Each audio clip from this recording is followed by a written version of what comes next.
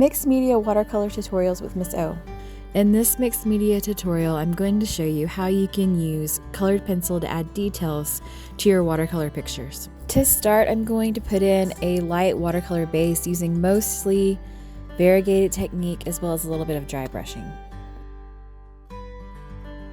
Using colored pencil in near tones to the hues I've used in the paint, I'm going to add in lines and shadows. This is going to help break up the major sections and give more movement and detail to my picture.